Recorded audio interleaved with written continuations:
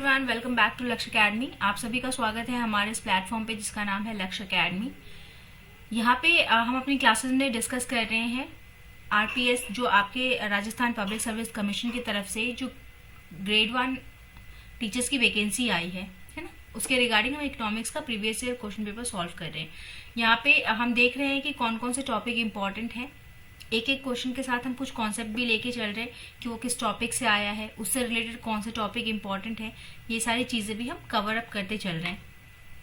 साथ ही साथ जो भी स्टूडेंट फर्स्ट टाइम इस चैनल पे आए हैं, वो डिस्क्रिप्शन बॉक्स में एक लिंक गिवन है, उस लिंक पे क्लिक करके हमसे कनेक्ट हो जाएंगे सो दैट क्लास की पीडीएफ, नोटिफिकेशंस या फिर कुछ और भी इंफॉर्मेशन या क्लासेस अगर अपलोड होती हैं तो वो सारी आपको टाइम टू टाइम पता चलती रही, मिलती रही। इसके लिए हमसे आप कनेक्ट हो जाएंगे। अगर किसी स्टूडेंट को थॉरो प्रिपरेशन करनी है ना, पूरा एकदम मतलब एकदम बेसिक से सारा कुछ स्टडी करना है, पेपर 2 की तैयारी करनी है, तो हमारा आरपीएससी का ग्रेड 1 कॉमर्स और इकोनॉमिक्स के बैचेस लॉन्च हुए हैं, जिसमें कि आपको पेपर 1 फ्री में कराया जाएगा एंड टेस्ट सीरीज भी जितनी भी होंगी वो सारी आपकी रिवीजन के लिए, जितना भी आपका टेस्ट सीरीज वगैरह होगा वो सारा कुछ फ्री है आपके लिए। मिलेगा आपको live and recorded classes, PDF notes, MCQ test, doubt solution classes, 1-to-1 sections, ये सारी चीजें जो है ये आपको क्लास में बैच में मिलेंगी। ठीक है, तो जिन भी स्टूडेंट को प्रिपरेशन करनी है वो यहाँ से कोर्स परचेज कर सकते हैं। ओके, ऑफ चल रहा है, अच्छा खासा ऑफ चल रहा है, जरूर से अवेल कर ले। चलिए आते हैं क्लास पे हम अपने। देखिए फर्स्ट क्वेश्चन आपका, देखिए हम डिस्कस करते चले आ रहे हैं कि मैच द फॉलोइंग टाइप के क्वेश्चंस आपके आते हैं, काफी आते हैं ना, क्योंकि मैच द फॉलोइंग टाइप के क्वेश्चंस में क्या है कि एग्जामिनर ना एक ही क्वेश्चन में आपसे 3-4 कॉन्सेप्ट पूछ लेता है। कितनी डिटेल आपने स्टडी की है वो उससे उसको पता चल जाता है ना। तो देखिए आपके पास 2 कॉलम्स हैं, दोनों को मैच करना है। सबसे पहले है फ्रीडम ऑफ एंटरप्राइजेस। एंटरप्राइजेस को फ्रीडम कहाँ मिलती है, ये हमारा सेक्शन कहाँ का है। देखिए अर्थव्यवस्था में कितनी तरीके की अर्थव्यवस्था होती है, टाइप्स ऑफ इकोनॉमी है ना, जो आपका कम्युनिस्ट इकोनॉमी है, सोशलिस्ट इकोनॉमी होता है, मिक्स्ड इकोनॉमी है, कैपिटलिस्ट इकोनॉमी है, ये सारी जो चीजें होती हैं इकोनॉमी से रिलेटेड है आपका।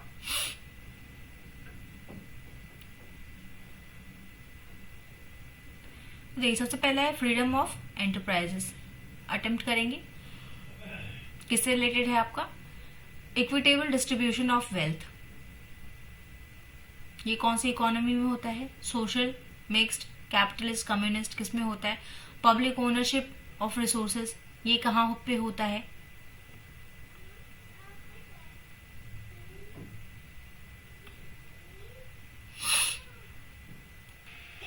अब देखिए इसमें सबसे इजी पकड़ना हमारे लिए क्या है कि public ownership of resources. Public ownership of resources कहाँ पे होता है आपका, सोशलिस्ट इकोनॉमी में। ओके, देखिए यानी कि डी का फोर्थ, और डी का फोर्थ आप देखेंगे कि 3 ऑप्शंस में है, बस एक ही ऑप्शन में नहीं है, तो जिसमें नहीं है उसको तो पहले ही कट कर देते हैं हम, यानी कि डी हमारा आंसर नहीं हो सकता। बाकी जो ये 3 है, फर्स्ट 3, इन तीनों में आपका 4 मतलब डी का 4 ऑप्शन आ रहा है। देन हमारा देखिए equitable distribution of wealth. Wealth का जो है बराबर डिस्ट्रीब्यूशन, तो बराबर डिस्ट्रीब्यूशन कौन से केस में होता है आपका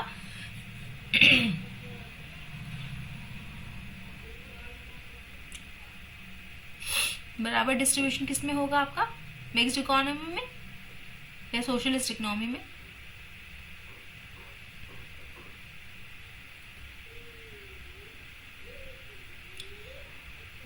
वन का freedom of enterprises. Freedom of enterprises आपका किसका आता है, किसमें आता है, कैपिटलिस्ट इकोनॉमी में, पूंजीवादी में, है ना। जो मतलब जो बिजनेसेस हैं आपके, उनको एकदम से फ्रीडम होती है ना, उनका ओनरशिप होता है, उनको फ्रीडम होती है, जो कोई भी बिजनेस वो करना चाहे उस चीज की फ्रीडम होती है उनको। तो ये किस में होता है आपका, कैपिटलिस्ट इकोनॉमी में। देन 1 का 2 देखिए कहाँ पे आ रहा है, 4 तो सब में आ रहा है, 1 का 2 कहाँ में आ रहा है आपका, बी में आ रहा है। फिर इक्विटेबल डिस्ट्रीब्यूशन ऑफ वेल्थ, ये कहाँ पे है आपका, साम्यवादी में, है ना। देखिए नाम ही है साम्यवादी, कम्युनिस्ट, तो इसमें क्या है कि इक्वल डिस्ट्रीब्यूशन ऑफ वेल्थ होता है, वेल्थ का जो आपका धन है उसका समान वितरण होता है। तो देखिए वैसे आंसर हमको पता चल चुका है, 2 से हमने इसको आइडेंटिफाई कर लिया, एक हमको पता था जो सबसे इजी वाले आपको समझ में आए, जिन देखिए 4 चीजें हैं, 4-5 चीजें गिवन होंगी, उसमें से 1-2 तो आपको आता ही होगा, है ना। तो 1-2 के बेसिस पे क्या है, आप पूरा का पूरा आंसर टिक कर सकते हैं। अगर उसमें से कुछ नहीं भी आ रहा है, 2-3 ही आ रहे हैं या 1-2 भी आ रहे हैं, तो आप इसमें से आंसर क्या है आइडेंटिफाई कर सकते हैं ऐसे क्वेश्चंस में। चलिए, तो यहाँ से हमें ये पता चला कि हमें ये जो इकोनॉमी है, टाइप्स ऑफ इकोनॉमी, ये टॉपिक हमारे लिए इम्पोर्टेंट है। सिर्फ ये टॉपिक ही नहीं, अब हमको हर का फीचर पता होना चाहिए कि सभी की क्या क्या विशेषताएं हैं। 5-6 पॉइंट है सभी में, तो ये टॉपिक आप कर लेंगे तो हो सकता है यहाँ से एक क्वेश्चन आ जाए, क्योंकि ये आया हुआ क्वेश्चन है। चलिए नेक्स्ट क्वेश्चन हम देखेंगे। नेक्स्ट क्वेश्चन फिर से देखिए आपके पास आया है, और ये आई थिंक ये 3rd क्वेश्चन है जो रिपीट हो रहा है। कहाँ से? आपके थ्योरीज ऑफ इंटरनेशनल बिजनेस से। ये 3rd क्वेश्चन है ना। मतलब समझ सकते हैं कि कितना इंपॉर्टेंट टॉपिक है, theory of international business. Okay, तो पक्का से इसको अच्छे से आपको कर लेना है। देखिए, इसमें है आपका एडम स्मिथ। सीधा सीधा नाम पूछा है कि किसने कौन सी थ्योरी दी हुई है, तो बहुत इजी क्वेश्चन है। Adam Smith, J.S. मिल, रिकार्डो, हार्बलर, सबका आपको बताना है किसका कौन सा है। तो एडम स्मिथ का कौन सा है, अटेम्प्ट करेंगे आप लोग।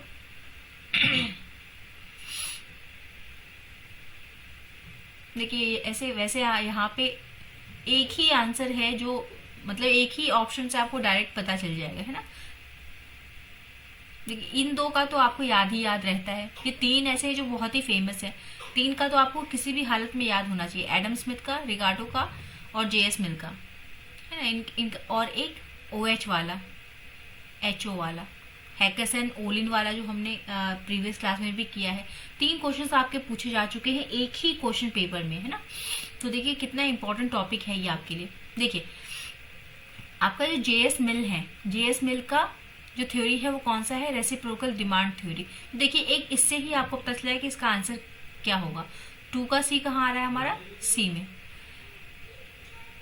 आपका एडम स्मिथ, देखिए A for Adam Smith and A for absolute advantage theory. Okay, इनका एब्सोल्यूट एडवांटेज थ्योरी था। रिकार्डो का, सर रिकार्डो का आपका क्या है, कंपैरेटिव एडवांटेज थ्योरी।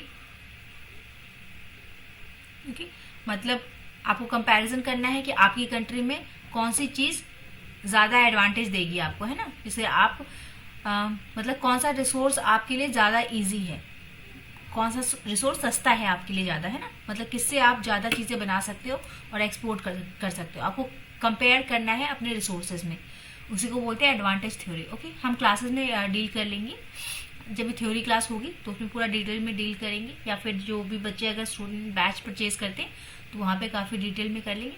चलिए इस हिसाब से इसका आंसर क्या है आपका C। नेक्स्ट देखेंगे, हमसे पूछ रहा है कि रूल ऑफ प्रोबेबिलिटी क्या होता है। ये तो बहुत ही इजी क्वेश्चन है, रूल ऑफ प्रोबेबिलिटी पूछ रहा है हमसे।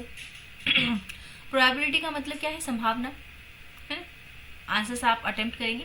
प्रोबेब का मतलब क्या है, संभावना होती है ना, कि मतलब या तो ये या तो वो। जैसे कॉइन हमने या तो होगा कोई चीज या तो नहीं होगी, है ना। उसी के बीच में ये होगा और नहीं होगा के बीच में ही सारी पॉसिबिलिटीज आपकी लाई करती है ना। जैसे कल बारिश होगी या नहीं होगी, है ना, या तो हाँ या तो ना, बट बीच में बहुत सी पॉसिबिलिटीज आ सकती हैं कि कितने चांसेस है, कितना % चांस है। तो प्रोबेबिलिटी आपको क्या बताता है, it is a range between yes और नो, 0 to 1, है ना। नहीं होगा 0, होगा 1। इस बीच में जितनी भी पॉसिबिलिटी, जितनी भी संभावनाएं आएंगी वो सारी क्या होती हैं आपकी प्रोबेबिलिटी, शायद, है ना। चलिए नेक्स्ट क्वेश्चन हमसे पूछ रहा है मोनोपोली के कैरेक्टरिस्टिक्स हमसे पूछ रहा है ना।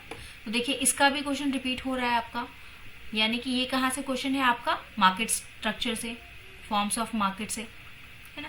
मोनोपोली और ओलिगोपोली का प्रीवियस क्लास में भी हमने किया है कि टाइप्स ऑफ मार्केट क्या है, फॉर्म्स ऑफ मार्केट, है ना, कैसे उसमें प्राइसिंग होती है, ये सारी चीजें हमने की है, कैसा उसका ग्राफ बनता है, ये सारी चीजें आप देख लेंगे। ये टॉपिक आपका यहाँ से इंपॉर्टेंट है। हमसे पूछा है characteristics, there is a single firm. जी हाँ, यहाँ पे एक सिंगल फर्म होता है। The firm produces a unique product. Firm जो है वो यूनिक प्रोडक्ट बनाता है। ऑब्वियसली यूनिक प्रोडक्ट बनाता है तभी क्या है, तभी वो मोनोपोली है उसके पास, उसी के पास एकाधिकार है। Then existence of price discrimination, मूल्य में भेदभाव, पक्का से होगा, मूल्य में भेदभाव भी होगा। There is a single buyer. देखिए सिंगल बायर वाली बात जो है ये थोड़ी अटपटी सी है ना, कि मोनोपोली में सेलर की मोनोपोली होती है, बायर की नहीं। ओके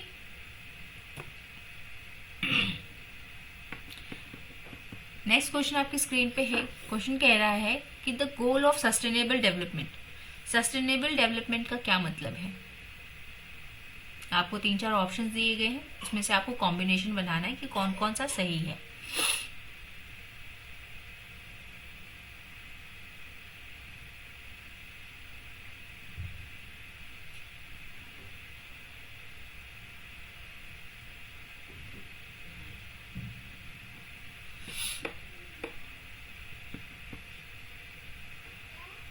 देखिए सस्टेनेबल डेवलपमेंट मतलब क्या है आपका, कि इसका मतलब क्या है, सतत विकास। ठीक है, तो देखिए सतत विकास में क्वालिटी एजुकेशन होनी चाहिए, हंगर जीरो होना चाहिए, क्लीन वाटर एंड सैनिटेशन होना चाहिए, रिड्यूस इनइक्वालिटी। अगर मान लीजिए यहाँ पे कुछ और ऑप्शंस होते है ना, इनके अलावा कुछ और ऑप्शंस होते और सिर्फ मतलब ये सारे अलग अलग होते और यहाँ पे रिड्यूस इनइक्वालिटी होता, तो सबसे ज्यादा सही अगर मान लीजिए यहाँ पे कुछ ऐसे ऑप्शंस होते जो कि इसके साथ नहीं जाते और रिड्यूस इनइक्वालिटी होता, तो सबसे सही ऑप्शन क्या होता आपका, गोल ऑफ सस्टेन डेवलपमेंट का क्या है आपका, रिड्यूस्ड इनइक्वालिटी। हमको सबका विकास करना है, जैसे हम बोलते हैं सतत विकास मतलब सबका विकास, तो हमको क्या करना है, इक्वालिटी को हटाना है ना, जैसे कि कोई बहुत ज्यादा अमीर है, कोई बहुत ज्यादा गरीब है, तो इस चीज को हमको हटाना है।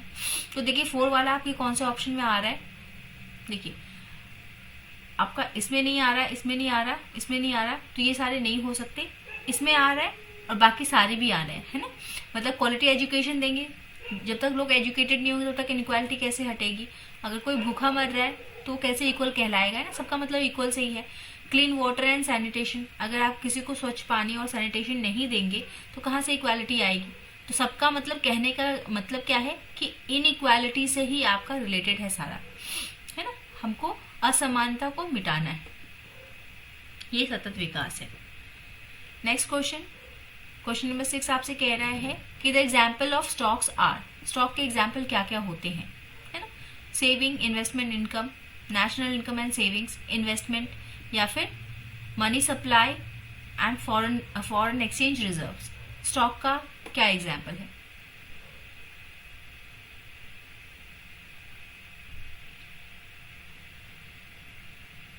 देखिए जो भी स्टूडेंट इसका आंसर डी दे रहे हैं ना वो बिल्कुल करेक्ट है।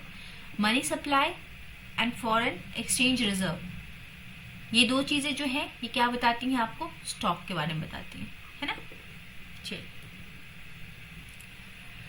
नेक्स्ट देखिए, इसका ये आपका स्टेट स्पेशल से है ना, यानी कि राजस्थान स्पेशल, राजस्थान जो स्टेट है उससे रिलेटेड आपसे फैक्ट्स पूछे जा रहे हैं ना, उसके रिगार्डिंग पूछे जा रहे हैं। तो देखिए इकोनॉमिक्स तो आपके लिए इंपॉर्टेंट है ही है, एज वेल एज आपके स्टेट के बारे में कि कौन सा रिसोर्स कहाँ पे मिलता है ना, कौन कौन सी चीजें वहां पे फेमस हैं, देन आपका उसका सेंसस क्या है, उसके पास लैंड कितना है, उसका एरिया क्या है, ज्योग्राफिकल लोकेशन क्या है ना, मतलब उसके बारे में जितनी भी इंफॉर्मेशन है वो सारी आपको पता होनी चाहिए। किसी भी स्टेट एग्जाम में आप अगर अपेयर होते हो तो उस स्टेट के बारे में आपको पूरी नॉलेज होनी चाहिए, उसका पॉलिटिकल स्ट्रक्चर, राजनीतिक ढांचा, है ना, कि अभी सीएम कौन है, गवर्नर कौन है, ये सारी चीजें जितनी भी हैं ये सब आपको पता होना चाहिए। और स्पेशली ये आपका इकोनॉमी और कॉमर्स से रिलेटेड, तो इकोनॉमी और कॉमर्स से रिलेटेड जितनी भी चीजें होंगी, पॉलिटी तो उससे रिलेटेड हो गया ना, तो पॉलिटी हो गया, फिर उसमें जितना भी इकोनॉमिकल चीजें चल रही हैं कि उसका ग्रोथ रेट क्या है, पॉपुलेशन क्या है, ये सारी चीजें तो पक्का से आप करके जाएंगे, है ना। देखिए हमसे पूछ रहा है कि किसी कृषि जनगणना एग्रीकल्चर सेंसस जो 2015-16 में हुआ है ना, लास्ट वही है, तो वहां पे आपसे पूछ रहा है कि the number of female operational and land holdings in state of Rajasthan was, कितना था 2015-16 में। तो 2015-16 में आपका कितना था, ये आपका 7.77 लाख था, है ना। चलिए नेक्स्ट क्वेश्चन नंबर 8, हमसे पूछ रहा है कि the free trade policy states, free trade policy का क्या मतलब होता है? Only domestic trade? तो बिल्कुल नहीं हो सकता। Only domestic plus international trade, only domestic भी बोल रहे हैं और प्लस इंटरनेशनल ट्रेड भी बोल रहे हैं, कुछ अटपटा सा है। Complete unrestrained international exchange plus no barriers to the movement of goods, या फिर ऑल ऑफ द अबव। देखिए अगर ये हमने पहले ही गलत कह दिया तो क्या है, ऑल ऑफ द अबव भी नहीं हो सकता, दो हट गए। ऑप्शन बचा हमारे पास ए। फ्री ट्रेड पॉलिसी मतलब क्या है आपका? हाँ, जिनका भी आंसर सी है वो करेक्ट है। ये फ्री ट्रेड पॉलिसी का मतलब क्या हुआ कि आपको ट्रेड करने में कोई बैरियर नहीं आएगी, no barriers to the movement of goods, goods के मूवमेंट में कोई बैरियर नहीं होगी, और कंप्लीट अनरिस्ट्रेन्ड, पूर्णतः अप्रतिबंधित, कहीं कोई प्रतिबंध नहीं होगा in the international exchange. International exchange जो होगा, इम्पोर्ट एंड एक्सपोर्ट, एक्सचेंज मतलब इम्पोर्ट एंड एक्सपोर्ट जो होगा नेशंस के बीच में, है ना, कंट्रीज के बीच में जो होगा उस पर कहीं कोई प्रतिबंध नहीं होगा। इसी को हम क्या बोलते हैं? आपका फ्री ट्रेड पॉलिसी। जिनका भी सी है बिल्कुल सही है। Next question, GST was first implemented. GST हमारा indirect tax, goods and service tax full form है इसका। तो ये जीएसटी जो है हमारे इंडिया में तो बहुत बाद में आया है ना, अभी थोड़े दिन पहले आया है, कुछ साल हो रहे हैं, 5-6 साल हो रहे हैं। लेकिन ये सबसे हमसे पूछा है कि सबसे पहले ये फर्स्ट टाइम कहाँ इम्प्लीमेंट किया गया था? ऑल ओवर द ग्लोब, पूरी दुनिया में सबसे पहले कब कहाँ लगाया गया आपको बताना है। इंडिया, ये तो हो ही नहीं सकता क्योंकि अभी आया है। फ्रांस, ऑस्ट्रेलिया या फिर इंडिया, ये इंडिया का है, बट हमसे इंडिया में तो बहुत बाद में आया है, तो ये भी नहीं होगा। हमसे पूछ के आ रहा है, इंडिया की तो बात ही हटा दीजिए। अब हमसे पूछा है कि कब क्या कहाँ पे फर्स्ट इम्प्लीमेंट किया गया था, तो ये आपका जी, जिनका भी आंसर बी है वो करेक्ट है। सबसे फर्स्ट टाइम ये फ्रांस में 1954 में आपका इम्प्लीमेंट किया गया है। देन हमारी कंट्री में आया है, मतलब हमारी कंट्री में तो बहुत बाद में आया है, बट सबसे पहले फ्रांस में आया है। नेक्स्ट क्वेश्चन आपके स्क्रीन पे कि high power money includes, high power money में क्या क्या आता है? Only bank reserves, only currency, only paper money, या फिर all of the physical paper and coin in circulation plus bank reserve held by the central bank. देखिए देखने में ही लग रहा है कि सबसे हाई पावर मनी कौन सी होगी आपका? जी, एकदम सही, सभी का सही है, D, all the physical paper और कॉइन जितने भी हैं सर्कुलेशन में, मतलब मार्केट में, वो, और फिर रिजर्व में जो रखा है बैंक्स के पास, वो सारा मिला के आपका क्या है? हाई पावर मनी बनती है। नेक्स्ट क्वेश्चन देखेंगे, क्वेश्चन नंबर 11, निम्नलिखित में से कौन सा सीखने का उत्पाद नहीं है? अच्छा, क्वेश्चन आपसे कह रहा है कि इनमें से कौन सा ऐसा, ये जो आपको ऑप्शंस दिख रहे हैं, maturation, attitude, concept and skill, है ना, इसमें से कौन सा ऐसा है जो आपको सीख के नहीं आता है ना? देखिए, दृष्टिकोण आपका बदलता है अगर आपको नॉलेज हो चीजों के बारे में, मतलब आप सीखेंगे तो आपका दृष्टिकोण बदलेगा, है ना, जानेंगे, समझेंगे, पढ़ेंगे तो आपका दृष्टिकोण बदलेगा किसी चीज के बारे में। तो ये पढ़ने से हमको आ सकता है, लर्निंग से आ सकता है। कॉन्सेप्ट, अगर हम स्टडी ज्यादा करते हैं तो हमारा कॉन्सेप्ट क्लियर होता है, ये भी सीखने से आता है। स्किल, ये तो जरूर से आता है, स्किल हम सीखते हैं लर्न करके ही। बट जो मैच्योरिटी है, मैच्योरेशन है, परिपक्वता, ये क्या है? समय के साथ, एक्सपीरियंस के साथ हमें मिलती है ना? पढ़ के हम किताबों से मैच्योरिटी नहीं ला सकते। तो आपका option number A is correct. Next question on the screen is कि द प्रॉब्लम ऑफ चॉइस, अर्थव्यवस्था में चयन की समस्या का समाधान किसके द्वारा किया जा सकता है? Iso cost curve, marginal cost curve, short run average cost curve, या फिर प्रोडक्शन पॉसिबिलिटी कॉस्ट, किससे किया जा सकता है? देखिए, प्रॉब्लम ऑफ चॉइस, चॉइस का मतलब क्या है? पॉसिबिलिटी, कि हमको ये या ये, है ना, चॉइस, चूज करना, और यही आपको क्या बताता है? पॉसिबिलिटी, कि ये भी हो सकता है, ये भी हो सकता है, ये भी हो सकता है। तो यहाँ पे बाकी सारे क्या है? कॉस्ट से रिलेटेड है, तो हमको कॉस्ट की बात नहीं करनी, हमको पॉसिबिलिटी की बात करनी है। करेक्ट आंसर डी, जिन्होंने भी डी दिया है एकदम करेक्ट है। ये हमको कहाँ से ये हमारी प्रॉब्लम सॉल्व होती है? प्रोडक्शन पॉसिबिलिटी कर्व से ये प्रॉब्लम सॉल्व होती है। नेक्स्ट क्वेश्चन नंबर 13,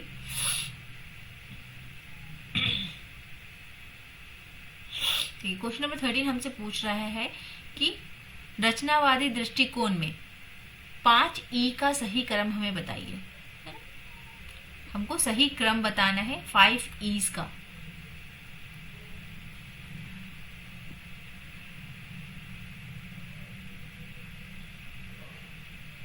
देखिए जी, सभी का आंसर ऑलमोस्ट करेक्ट है। ये सी है आपका, है ना? एंगेज, सबसे पहले हम किसी चीज में एंगेज होंगे, उसको हम एक्सप्लोर करेंगे, है ना? उसमें क्या क्या चीजें हैं उसको एक्सप्लोर करेंगे, देन हम एक्सप्लेन करेंगे, फिर इलैबोरेट करेंगे, एंड देन इवेल्युएशन करेंगे, है ना? संकलन, अन्वेषण, व्याख्या, विस्तृत करना, एंड देन फिर उसका मूल्यांकन करना।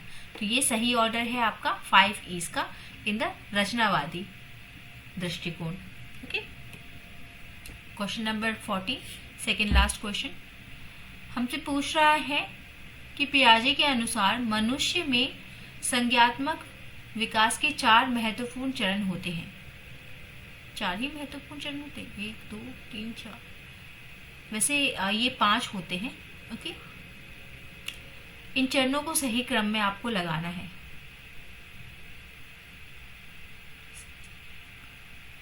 नहीं, 4 सॉरी, 4 ही हैं आपके, 4 ही होते हैं, है ना? आपको इसका सही क्रम आपको बताना है। ये एज वाइज होता है। ये क्या है, ये इन्होंने क्या बताया था कि 4 स्टेजेस में जो आपके जो बच्चे हैं, है ना? बच्चा जो एक इन्फेंट होता है, नवजात से लेके एडल्टहुड तक आते आते वो किस तरीके से चीजों को सीखता है ना?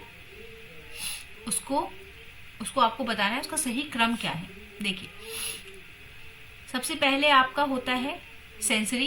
देखिए 2 जगह सेंसरी आ रहा है। सेंसरी मोटर मतलब सेंसेस डेवलप होते हैं, हमारी इंद्रियां जो है वो डेवलप होती हैं। सेंसरी मोटर सबसे पहला आएगा, बट सेंसरी मोटर 2 जगह पे दिया हुआ है। उसके बाद आता है प्री ऑपरेशनल, ठीक है, ये भी दोनों जगह सेम है। देन थर्ड आपका आता है कॉन्क्रीट, एंड फिर फॉर्मल। तो आपका सही ऑप्शन क्या है, डी है। देखिए इसका मैंने एक डिटेल्ड आपको इसी पीडीएफ में इसका डिटेल पूरा दे दिया है कि ये कौन सी एज से कौन सी एज तक रहता है ना? जैसे सेंसरी मोटर्स आपका 0 to 2 ईयर्स में होता है। उसके बाद फिर प्री ऑपरेशनल आपका आता है, वो कितने से कितने एज में आता है। कॉन्क्रीट कहाँ से कहाँ आता है, फॉर्मल कहाँ से कहाँ आता है, ये सारा मैंने लिस्ट दे दिया है आपको इसमें। जो भी स्टूडेंट डिटेल जानना चाहते हैं वो उसको रेफर कर लेंगे एक बार। देखिए this is the last question. कह रहा है कि जब कोई मौद्रिक अथॉरिटी अर्थव्यवस्था को प्रोत्साहित करना चाहती है ना, मतलब पनपाना चाहती है, मतलब उसको चाहती है कि उसमें ज्यादा से ज्यादा प्रोडक्शन हो, इकोनॉमी हमारी बहुत फास्ट रन करे, अच्छा काम करे। तो जब हम चाहते हैं कि हमारी इकोनॉमी ग्रो करे तो हम कैसा कौन सी प्रक्रिया को अपनाएंगे, है ना? संकुचन करेंगे हम अपनी मौद्रिक नीति का, मतलब सारा मार्केट से पैसा वापस ले लेंगे। विस्तार करेंगे, मार्केट में मनी का सप्लाई करेंगे।